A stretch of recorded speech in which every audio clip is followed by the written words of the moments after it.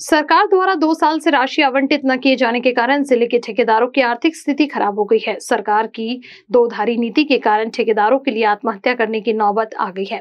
जिले के जल विभाग वर्धा का 650 करोड़ रुपए का भुगतान लंबित है। जिला परिषद का 40 करोड़ रुपए का भुगतान लंबित है। जिला परिषद सिंचाई विभाग का 20 करोड़ रुपए का भुगतान लंबित है। ठेकेदारों ने जिले में जल, जिला परिषद सिंचाई, लोक निर्माण वर्धा सहित सभी विकास कार्य पूरे कर लिए हैं। साथ ही ठेकेदारों को राशि उपलब्ध नहीं कराई है। जिले के ठेकेदार बैंक का ब्याज नहीं चुका पा रहे हैं। कुछ ठेकेदारों द्वारा ली गई मशीनरी जब्त की जा रही है। ठेकेदारों के सामने ऐसी दयनीय स्थिति आ गई है। फिलहाल जिला कलेक्टर में 7/8/2025 को जिले के सभी बांधकाम उप विभाग आरवी, कारंजा, हाष्टी, इंगनघाट में पुलगांव, वर्धा उनकी भुगतान मांगों पर सरकार के खिलाफ आपत्ति जताई गई है। भेटून आलो आहे पण त्यांचा काही अजूनपर्यंत हात त्यांनी आम्हाला काही आश्वासन दिले नाही आहे आणि त्यामुळे आज आम्ही पूर्ण जिल्ह्यात आमच्या उपविभागात सगळीकडे आज निषेध दर्शवलेला आहे पूर्ण सगळ्या जिल्ह्यातील कंत्राटदारांनी। आणि जोपर्यंत आता आम्हाला देयके मिळणार नाही तोपर्यंत आम्ही हे चालूच ठेवू। आमचं पूर्ण हे उपोषण वगैरे सगळं चालू ठेवणार आहे। हे शासनाचं धोरण इतकं दुटप्पी धोरण झालेलं आहे। शासनाचा पैसा असूनही पेमेंट करत नाही आहे शासन। आज मुख्यमंत्री गप्प बसलेले आहे पूर्ण। आज मुख्यमंत्र्यालाही म्हणजे असं वाटत नाही की बाई यांचे पैसे भेटले पाहिजे। बांधकाम मंत्री आपल्या जागेवर मस्त सुस्त बसलेले आहे सगळेजण। वित्त मंत्री आपल्या हिशोबाने काहीच बोलत नाही आहे। कोणी शासनाचा एकही मंत्री बोलत नाही आहे, एकही लोकप्रतिनिधी बोलत नाही आहे की तुम्हाला पेमेंट मिळाले पाहिजे। आम्ही प्रयत्न करतो, हे आजपर्यंत आम्हाला काही कोणी भेटले नाही, कोणी सांगितलं नाही। आंदोलनाची घोषणा करून टाका। मागील 2 वर्षापासून आमचे सगळ्यांचे थकीत बिल इथं थांबलेले आहे। माननीय अधिकारी साहेब आमचे अंबुरे साहेब त्यांनी काहीच नाही केलं।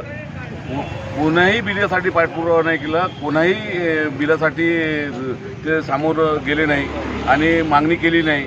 म्हणून आम्ही यांच्या पायी त्रस्त झालो आहोत आणि मी स्वतः 15 ऑगस्टला इथं PWD परिसरात आत्मदहनचा इशारा दिलेला आहे आणि आम्ही आत्मदहन करणार। सर्व क्लबिंग करून नाही का छोट्या कॉन्ट्रॅक्टरला जे अनएम्प्लॉयड इंजिनियर जे लोक आहे त्यांच्यावर पूर्ण आमच्या वर्धा जिल्ह्यात तरी अत्याचार होऊन राहिलेला आहे। जे काही एक्झिक्युटिव्ह इंजिनियर इथे येतात आणि ते सांगतात की बाबा हे क्लबिंग करायचं आहे, ते क्लबिंगमुळे आम्हाला खूप त्रास होत आहे आणि ऑनलाईन ते टेंडर लागत नाही आहे। शासनाने एक GR काढला आहे 10 लाखापर्यंत। तो 10 लाखाच्या टेंडरमुळे कोणत्याच ग्रामपंचायतचे आणि कोणत्याच जिल्हा परिषदेने PWD म्हणले ऑनलाईन 10 लाखापर्यंत काम दिसून नाही राहिलं आहे। तर आमची हे मागणी आहे अनएम्प्लॉयड इंजिनियरची की बाबा 10 लाखाचा GR आधी जो 3 लाखाचा होता तोच करण्यात यावा। हे आम्हाला शासनाकडून एक नम्र विनंती आहे छोट्या कॉन्ट्रॅक्टरची, कारण छोट्या कॉन्ट्रॅक्टरला पण घरं आहे। ते घर नसतं, ते घर कसे चालवणार? अनएम्प्लॉयड इंजिनियरचे घर कसे चालवणार? मग ते लायसन दिलं का बरं आम्हाला? जेव्हा कामं आम्हाला 1.5 कोटीचे द्यायचेच नाही आहेत आणि ते लायसन बी लॅप्स होऊन राहिलं आहे, त्या शासनाने तो 10 लाखाचा GR कॅन्सल करावा, ते माझी मागणी आहे आमच्या कॉन्ट्रॅक्टर युनियनची। तसेच अधिकारी वर्ग आपल्या मनमर्जी लोकांना कामं देतात, अतिरिक्त अवाजवी पैसे घेऊन कामं देतात व एकत्र कोणाची नावं सांगतात। आमदार खासदारांचे नाव त्यांनी दिलं अशा प्रकारचा गैरप्रकार चालू आहे आणि मनमर्जीत लोकांना काम देऊन भक्कम अर्थकारण चालू आहे इथे।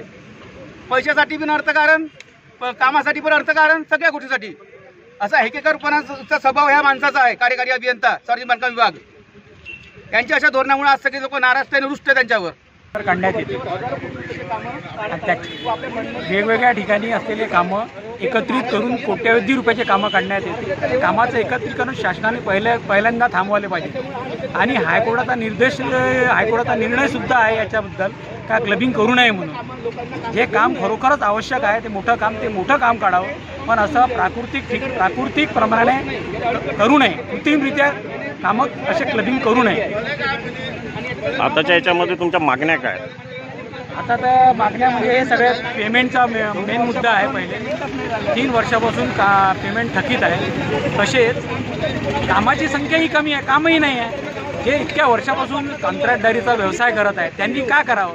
आणि राजकीय कंत्राटदार जास्त जन्माला आलेले आहेत त्याच्यामुळे यांना रजिस्ट्रेशन 1.5 कोटीपर्यंत ठेवलं आणि बेड कॅपॅसिटी करून त्यांचे बाहेरून जे आहे धनाढ्य लोक ते याच्यामध्ये एन्करेजमेंट करून राहिले आणि राजकीय हस्तक्षेप तर प्राधान्याने आहे याच्यात. त्याच्यामुळेच पुऱ्या व्यवसायाचा पुरा कचरा झालेला आहे. तरी एक विनंती आहे का शासनाने कामं एकत्रित करू नये. कारा न्यूज के लिए अनिल गावंडी की रिपोर्ट. स्वर्ण मधु दुर्लभ आयुर्वेदिक जड़ी बूटियों से तैयार एक ऐसा हेल्थ टॉनिक जो आपके पूरे परिवार को स्वस्थ एवं तंदुरुस्त रखे. अमन का अब पढ़ाई में मन भी लगता है. मम्मी पापा को ना कोई शारीरिक परेशानी और ना ही मानसिक तनाव है. ये सब संभव हुआ केवल स्वर्ण मधु से. चिंता, डिप्रेशन, सिरदर्द और भी अनेकों तरह की परेशानियों में लाभदायक 100 वर्षों का विश्वास. धन्वंतरी फार्मास्यूटिकल का स्वर्ण मधु. स्वस्थ व तंदुरुस्त है काया जब से स्वर्ण मधु अपनाया. स्वर्ण मधु औषधि उपलब्ध है अब आपके अपने शिव शंकर आयुर्वेदिक शोरूम में, जो कि स्थित है टेम्पल बाजार रोड, महाजन मार्केट, सीताबर्डी, नागपुर में. अधिक जानकारी के लिए इस नंबर पे कांटेक्ट करें 9112079000 या फिर 8605245080 पर.